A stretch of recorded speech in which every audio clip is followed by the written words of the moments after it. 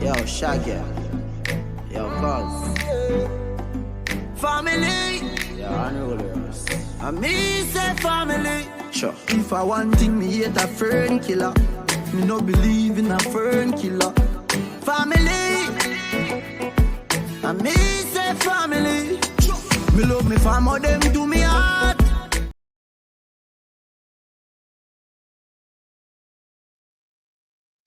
All right, welcome back, guys.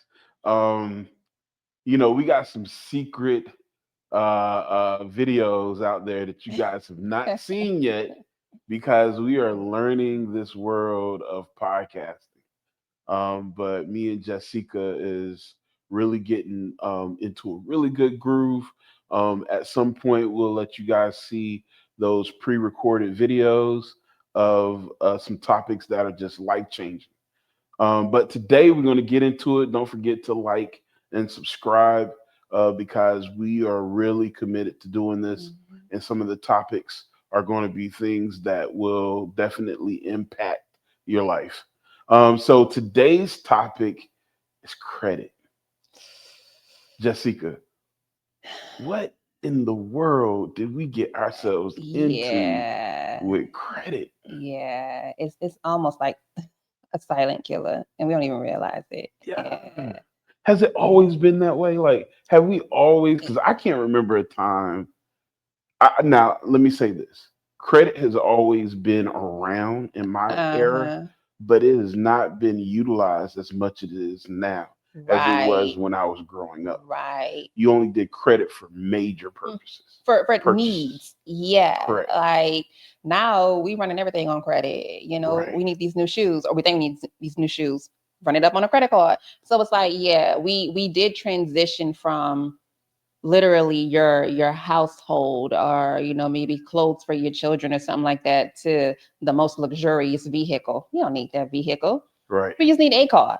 So yeah, it's definitely got us in a chokehold. And I think all the time in my upbringing how we had very minimal things. We only had one car, one television. There was a house phone. Everyone had to share. Yeah. We had two though. There was that one in the kitchen, Right, and then there was one in the living room. The one in the kitchen had the extra long cord. Yeah. You gotta have one with that long cord. Oh, you you had privacy. to have yes. There was no privacy without the long cord. But I think now about the conveniences we have. I remember growing up in a household that had very small closets. It was just one, it was maybe a 6 foot, maybe not even that long, a bar. And that's where all your clothes hung up on, and you had a dresser. Right. I couldn't imagine my girls Literally being able to only have a 6 foot bar. When I go look at a house dresser. now, I'm like, wait, if it doesn't have a walk-in closet, it's like, what are we talking about? Right. Why are we here? But you're absolutely right. And those walk-in closets are full. Yes, full. Yes. Full, and the guest room. So, are we living above our means? Is like credit got us spoiled? And that's the thing that credit allowed us to do, is live far beyond our means. So instead of like how it used to be, like in maybe our grandparents' day and age, where you had what you could afford, what you could literally afford, credit caused us to have what we can't afford. Right. So yeah. Right. And I think there's been a lot of opportunities missed because we're in this thing called debt. And I think credit has opened the debt door. Right. Because I don't remember debt as a child, like having debt outside of maybe hearing someone paying on a student loan. And even then, it was I'm in school paying on my student account. Right. It wasn't I was paying on a loan. It was when I hear like my aunts and uncles or even my parents, when they talked about school, they were actually working to pay their schooling off. And by the time they were done, they maybe was a year or two left that they had to pay. Okay. But it wasn't like it is now, where you're in debt for the rest of your life, Right. because you went and got an education. Exactly. And I think the same thing about my grandparents. Like I've never heard them speak of any sort of debt outside of, you know, the mortgage. Okay. Right. But we're taught to think about certain debt as good debt, right? And a mortgage is one of those things that's called good debt. Right. It's all debt. It's all something that you owe that you cannot afford right now to just own. Like that's all it is. So yeah, we definitely transitioned some way. And I think it was all by design. You know me, I'm always gonna think something is by design, to the demise of the people. But why? But why? Who what would be the benefit of coming up with the system that I'm answering the wrong question, right? What would be the benefit of You just did, of creating a system that keeps people tethered to the bank? So I don't know the ins and outs of it, but do you think perhaps it has something to do with, I don't know, the powers that be trading or loaning out our debt? So continuously making money off of the debt that we owe. We being just Americans, but then, you know, we can also loan out that money to other nations, other people, and all the while there's still a profit being made on it. I know, and it's so complicated that it's almost above my pay grade. Totally. But I can only imagine that. Okay, so you know our money travels within our country so many times, right? So everything that we make, we pay taxes on. Anything we buy, we pay taxes on. You know, the money we keep in the bank, eventually we're gonna go buy something. So it's just eventually like rotating back into the pockets of the government. At the end of the day, the government is the house. It's gonna win. It's like poker. You know, the government's the house. It's gonna win. And so and I'm okay with that. I'm okay with that. I'm not. But we ain't here to talk about that. But go ahead. Right. I think the point I want to make is, so if you already got that system in place where you're not losing anything anyway as the government, why not protect your people and let them have a sense of freedom and enjoyment, and not allow something to come in that makes them feel like, oh, I have to grind until my fingers fall off. And I mean, perhaps, like you said a moment ago, this is above all of our little peon pay grades. So maybe it has something to do with that whole 1%er, you know, like some philosophy or ideology that they live according to, which is, you know, they're the ones who are making all the rules. Maybe it doesn't affect them the way that it does us. And so they need us to suffer to keep their pockets big. So maybe it got something to do with that. I don't know. But I do know that it's nefarious and it's insidious in nature, and it is definitely crippling us. Right. There was this Reddit. What is Reddit? Is Reddit just like a post or whatever board? Okay. Board, yeah. So Reddit post that was sent to me, and it was these, I believe it was, I think they were Indians, like from India, you know, those people. But they were playing a game where they were bowling for food. Okay. So it was like, if you got the ball into this hole or that hole, you would win rice, or you would win water, things like that. Right. And so upon reading it, people are like, oh my gosh, that's so disgusting. You know, why are they making these people bowl for just basic human rights, just food? Right. And so then I read comments. I'm a person who reads comments, and somebody posed the perspective that there are many groups of people who are very proud people, and so they do not feel right about something being given to them unless they've earned it. Right. And so that kind of, in my mind at least, feeds into this narrative of credit, because we're really getting something for nothing. Like, we didn't earn what we're trying to get, what we're trying to own. And I think we kind of wanted to kind of segue into like this barter system. Like, where did we get away from the barter system, or even what I just said, earning what we have? Right. And so I love that I think before credit came in, I think the bartering system was probably the last stage Right. of, you know, if I have it, that's what I'm Right. gonna buy with what I have. And so I like the bartering system because it took your skill set, what you can create, what you bring to the table, and it lends it to someone else, and then you get what they bring to the table. Mm-hmm. And I wondered that built like such a Mm. sense of community. Correct. It had to have built Had such a to. sense of community because you need this person. I'll tell you where I saw this Mm-hmm. in modern times. So I'm thinking of the places in North Carolina. There is an island um, where the The original, Gullah Geechee people. I think yes, they're south. They're north. Okay, North Carolina. but Okay. what's the name of that island? I don't- Hilton Head.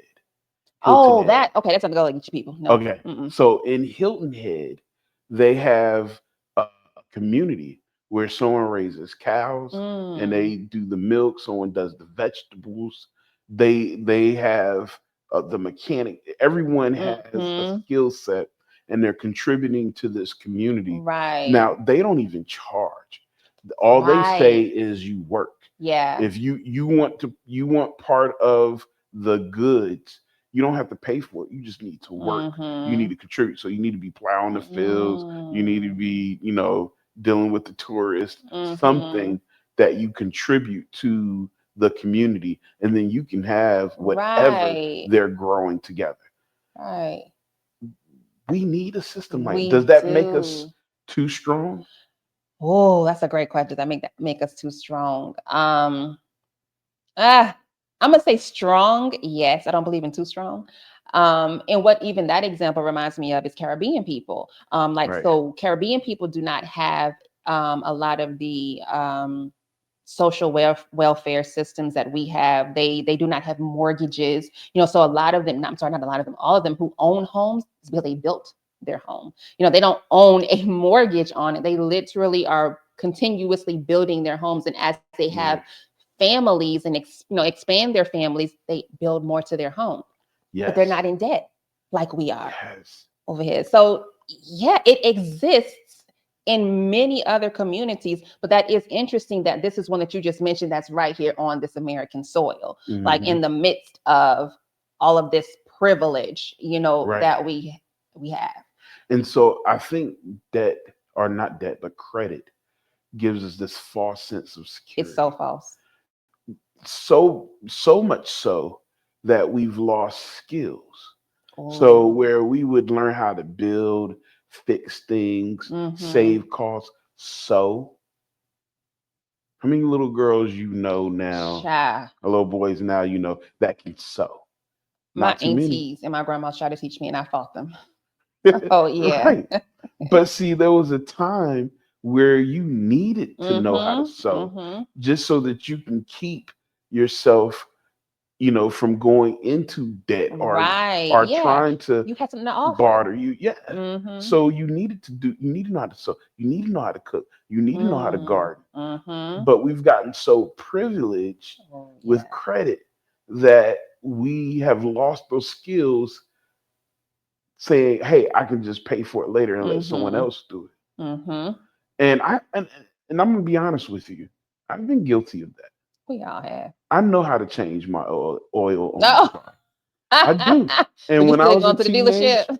yeah, when I was a teenage boy, I would get under the car and I changed my oil. You couldn't Wow. tell me nothing. I changed my radiator. I've done as what you can imagine. I've probably done on a car. Mm, I refuse to do it now. refuse. I refuse to do it now. That's privilege. It is. Yeah. I'm not gonna lie, Yeah. because I tell myself, hey, time is money, and I Mm. rather someone else do it Mm-hmm. instead of me doing it myself, because I got other things that I need to do. Right. But that's a lie. I can take the time, and when I do it, I enjoy it. I appreciate it. Mm.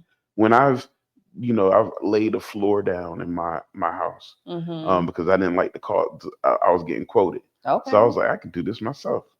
And so I bought the materials and I did it. Mm-hmm. And I'm here on the floor rolling around getting these Mm. planks laid. But when I looked back and it was all done, I felt Yeah. good. Yeah. Pride in what you were Yes, able to provide for your family. that's You. right. Yeah. And I was able to do things that I would have had to ask and paid extra Yep. for a contractor to do, Mm-hmm. but I could do it myself. Mm-hmm. And I appreciated the fact that I was able to do it. Like Mm. made me appreciate still having my right mind, still Right. having my limbs, Yeah, the still being able to wherewithal. get Uh-huh. yeah the wherewithal to get there and do it. Yeah. And I think the privilege of credit has destroyed Mm-hmm. that. We don't even think like that. Do not. I know me as a woman, especially. Like I'm like, yeah, I'll just pay somebody to do it. Cause Right. Okay, I think about hair. You know, bruh. when I was Yeah. growing up, all my aunties knew how to do hair. And I cannot braid. All my aunties knew how to do Yeah. hair. And every once in a while, I do run into a young person who has learned the skill because it Uh-huh. costs to do hair. So much. I have 3 daughters Oh, so you know. Yeah. with nothing but hair and a wife, Mm-hmm. Right. so they dig deep in my pockets, Yeah. deep, and that's just and they go on a regular basis. So Right. just to maintain, they dig deep. Mm-hmm. So I can imagine back in the day, you had to learn how to You sure did. develop that skill. Yes, because like everybody in the community is gonna need their hair done. Right. Everybody. And then we as black people, our hair is our crown. So Right. we take that very seriously, Right. And so yeah, I grew up, but there was always a few people in the block around the corner who knew how to do hair. Right. And they weren't gonna even charge you because what you gonna do in a couple of days come babysit for them. That's right. So that barter Right. system that we was talking about. Mhm. Yeah. We're family. So what do we need to do? Oh, what do we need to do? Do we need to go back? How do we deal with credit now? That's such a great question. I think that we are so far gone, too far gone. We are in so much debt that we can't even fathom living below our means or Right. at our means. Right. It'd be It embarrassing. would be embarrassing, John. It'd be embarrassing to minimize our 5,000 square foot Word. home where 2 people live Word. for a 1,300 square foot Mm-hmm. nice little Mm-hmm. 3 bedroom, Paid for. 1.5 baths, Yes. and live closer to our people. Mm-hmm. We got to live in that. And I'm not knocking a 5,000 square I foot mean, home. not at all. It's just the principle that you're speaking to. And I think it's a really good principle that needs to be talked about more, especially if we're going Right. to ever discuss like financial literacy. Like these are Mhm. the topics, of that credit, debt. There's no such thing as good debt, no matter what they say, So I think this is a really good conversation that we're having and how Right. to get back to that if getting back to that is a possibility. So for me, I keep looking at what would it look like on the other side. So if let's say we had a community Mm-hmm. of people who were not using credit, had very low debt, Mm-hmm. very and they brought in, I'm not saying high incomes, but at least incomes that covered their expenses with them having, let's say, 50% to do with what they will. Okay. So let's say 50% of what they made went to living expenses, and the other 50% could be used for investments or Mm-hmm. whatever they will. What would that look like as a community if we had that as the standard? That's the goal. I believe that would look like what, Black Wall Street. That's what I believe We could do it some things. would. So we need to explain that because a lot of people say that and they don't understand what was going on during that time. Right. And during that time, the bank was us. Yes. And we were building our community Our up. community, our We were schools, building homes, our yes, schools. We were investing everything in our came from us. streets. Yep. We was investing in Mhm. safety and security. We were Mhm. investing in that town was investing in themselves, and Mhm. they were encouraging others to do as Yeah, well, and they to were join in. thriving. Mhm. Thriving. That is the word. They were thriving. Yeah, not just barely getting by, thriving. Right. Yeah. in that And community. so, can we? I'm still trying to be optimistic. Can we do that today? What would it take for us to do that today? John. So like I try my best not to always be like that kind of like gut punch when it comes to stuff like this. But I think as much as we would probably want to get back to that, the powers that be will not allow us, in the same manner that they prevented them in all of the other Black Wall Streets around the nation, the country. Whenever we were doing just that, what did they do? They came and bombed it. They came and obliterated our communities. They came and imprisoned falsely, our community. So we But can get why? back to it. If that is true, why? What benefit would you get from keeping people from thriving? Wouldn't that make your community stronger? John. Wouldn't that make you hold your community more accountable? Wouldn't it? Because I get the same complaint on the other side. Oh, these are a bunch of lawless, uh, uh, debt, welfare, Right. all that negative. Like, you look at one side of the political scene and they dog poor people, people who are economically challenged, and they talk about them and all how they spend and how they live and how Yes. irresponsible they are. Yes. So why would they also hate if that community begin to thrive and say we're going to break out of this systemic issue and grow our wealth and become better people? So I would say we got to have a more honest conversation. So it's not just people that they doing this to, it's Black people, okay, that they have done this to. But you do bring up classism when you say poor people, and that's also very, very true. There is always an attack on poor people, and for a lot of our history, poor people have looked like us. Sure. Okay. But I do believe that it's just some way that they need to be able to blame somebody. So if Black community is thriving, as you said, they're doing well, they don't even need the dominant society. Then who do we have to blame for all of the issues? Who do we have to blame for the crime? Who do we have? They don't all that us. Stop. Now you can take ownership if you have something you feel that you own, that you've built. And I've seen people try to get out of that cycle and they get held back. I've seen it. I've seen people try to get out of that cycle. They truly want to. And we can go into it because there's certain systems that I think have failed us. Welfare being one. Yeah. Disability has been another one. Really? Oh man, disability has failed us. And not for the system that it's designed to be. Okay. I like the system that it's designed to be to help those who aren't able to help themselves because of some physical ailment.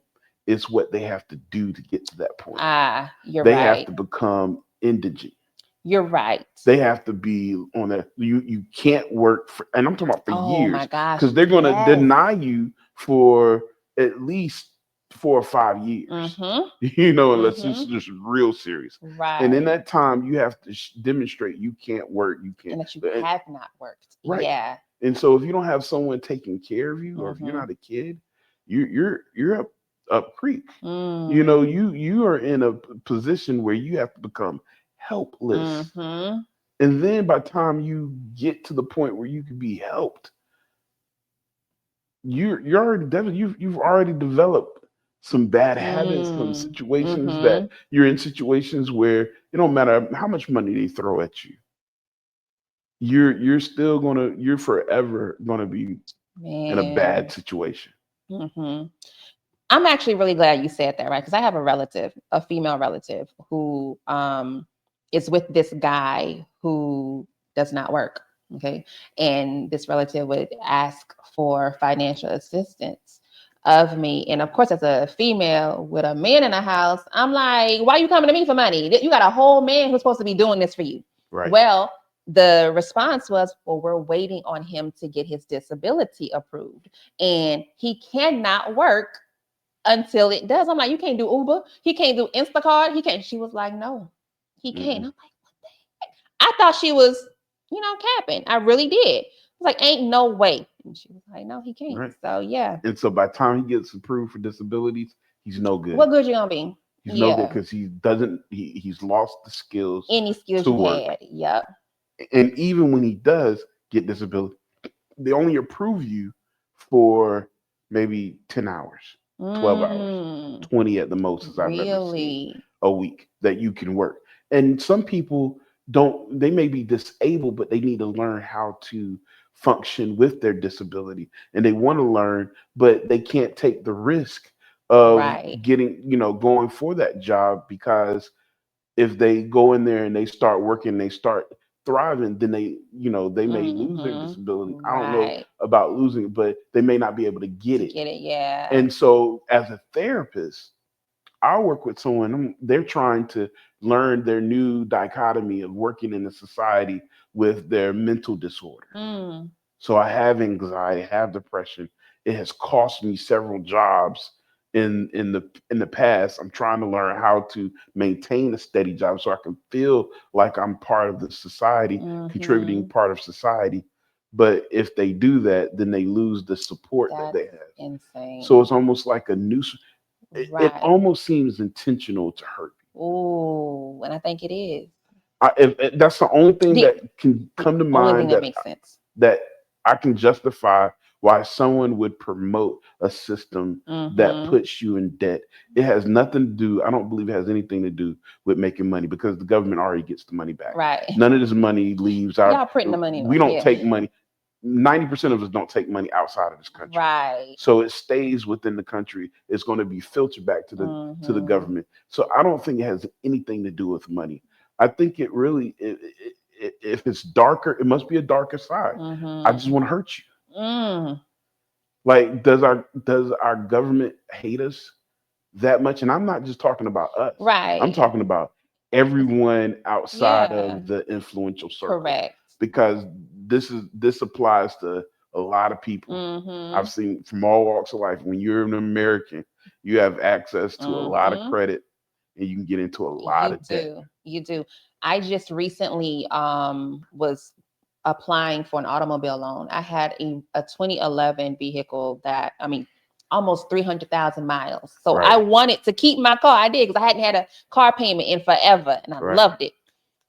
But my baby was like, no, give us a free. What I could do. Right. So I had to get a car loan. So I pulled about applied for 3 to 4 different lenders.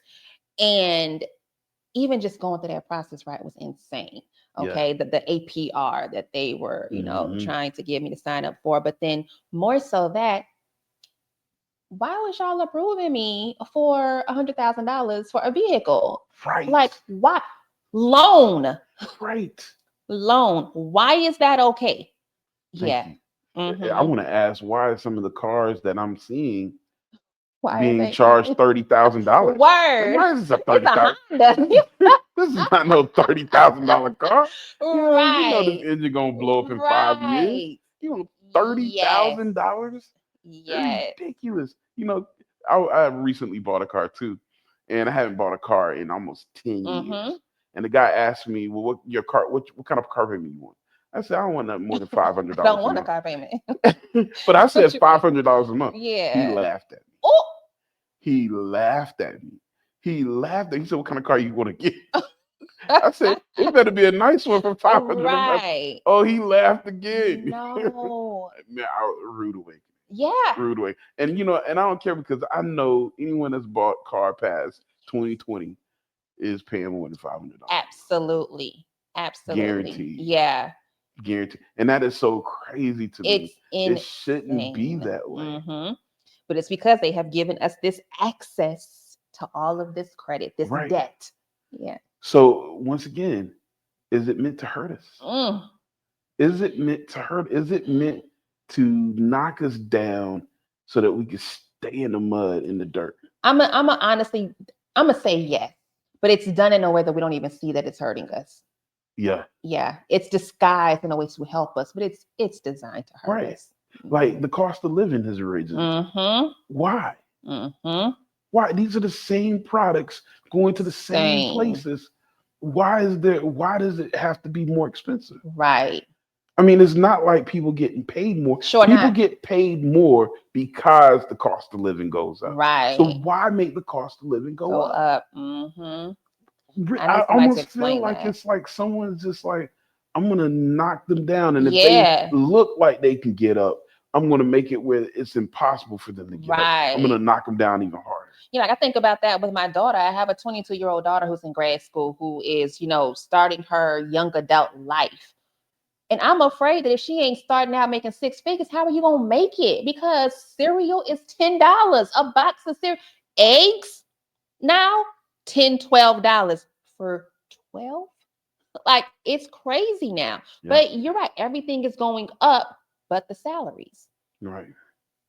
You know, I tell this story. It just made me just think of one.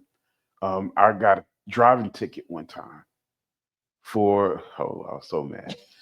Failure to signal Oh, in my neighborhood. Oh, he was he trying to was fill on a quota. one. Yeah. Failure to signal. I was turning down the street, forgot to turn my blinker on. He pulled me, gave me a ticket.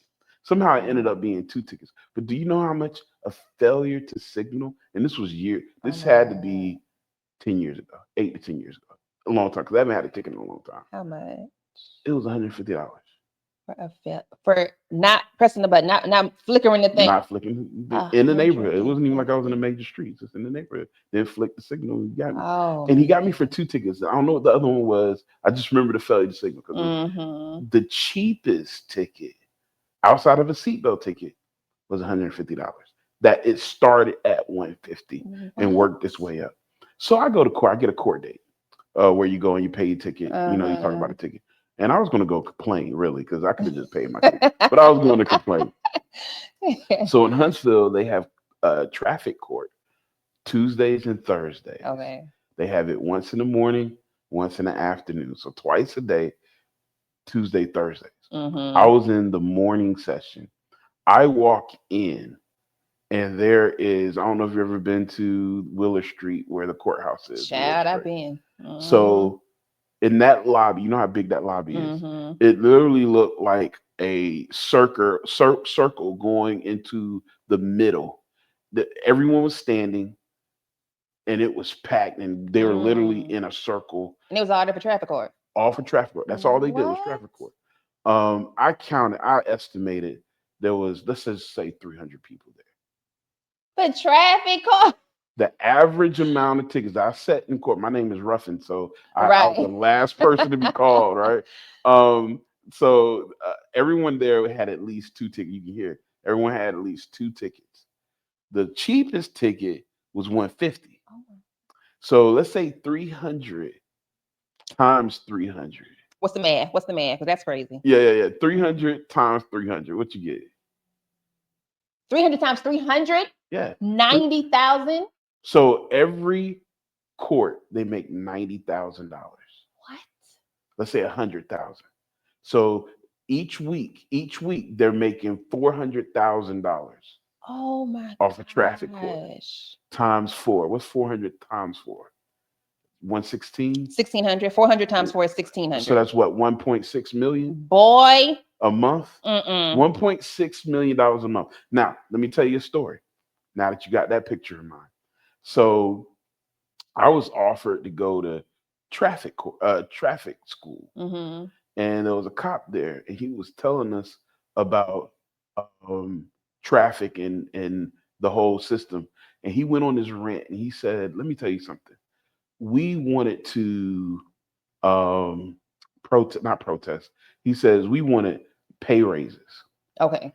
And they wouldn't give the cops pay raises. And he says pay raises come from 2 places: DOT, Department of Transportation, and your city. Now, he said the city only had a certain amount of money, and they just could not give them anymore. So they went to the DOT and said, we want pay raises. And the DOT was like, no, we're not giving y'all nothing. So the cops decided to stop writing tickets for 1 week. Before that week was over, DOT gave them everything they wanted. So they made that much money. 1.6 Oh million my a gosh. month. A month. So when I get a ticket, that's the police and them's what raise? That is that what that is? I'm trying to No, when you understand. get a ticket, it goes to two entities: the state, and your the DOT? city, and Department of Transportation. Now, your city deals with taxes. You know, they get paid income based off taxes. Uh-huh. So really, the majority of that goes to the DOT, Department of Wow. Transportation. And what y'all doing with my money? But see, here's the thing: if I am living off of you, Mm-hmm. and especially if I'm living off of you committing crime, you really think I want you to stop committing crime? You said something. That's a word, John. Do Right. you really think I want you to stop Right. committing crimes? Mm-hmm. I want you to be in crisis mode. You brought it back full circle. You have answered all the questions. You see what I'm Mm-hmm. saying? I want you to be in crisis mode. I Right. want you to not be able to think. I want you to be Mhm. able to have to rush to a job Yeah. and not be able to see your daughter's recital. Wow. I want you to not enjoy life and not to be happy, because as long as you're committing, if we as a community walked for a week, Mm. and I ain't talking to lose weight. I know I need to lose weight. All y'all out there in the comment section, I know. Whatever. We I all know. got something. But Whatever. if we were to say, you know what, we're gonna what's it, boycott. Mm-hmm. We're gonna Like they boycott. did We're back in gonna the day. we're gonna turn off our cars and we're gonna walk. Mm-hmm. We're gonna walk to work, we're gonna ride our bicycles, we're gonna take the bus. Let's do the bus system. Mm-hmm. Our community, our heads will come to us and they'll be like, what can we do to get y'all to start driving again? Right. I guarantee you. Right. Give it a month. Give it a month. They will say, what's wrong with y'all? Can y'all start driving again? Yes. We need y'all. Like, it's gonna be a state of an emergency. What demands do you all need from Yeah. us to Why meet? are y'all not driving? Y'all better. Yeah. They're gonna make it a law. You Mhm. have to drive. You cannot walk on the sidewalk. Right. They're gonna make some kind of law so that you They can go back to would, driving. yes. So they can go back to putting their foot on your neck. Gosh. And I'm not against my community. I'm not against government. Absolutely not. I'm just saying, if that is your intention, Mm-hmm. if that's the only way you can get us to support you, there's a problem. The only way you can get us to support you is by putting your foot on our neck with credit and debt. There's a problem, because I have to believe that a happier community will be more so willing to support you out of the goodness of their heart and not out of force.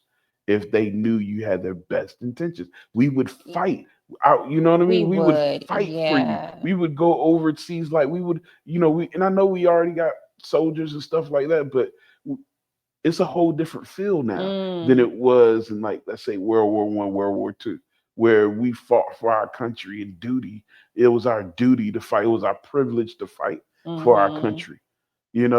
Most people I talk to that enter into the military, they're looking at the benefits. That's it. Mm-hmm. The benefits. What benefits do I It has get? very little, And if I can anything, get to do in, with the get out. country. Can I get in and get out without getting Mm-hmm. killed? Mm-hmm. And I really think we're losing something. So my plea is to, not saying that we're totally dependent on our country. My plea is to our country. You see the full field. We only see the sideline. We only see from what's in front of us. We can see the ball. You can see the full field. Help us avoid those potholes.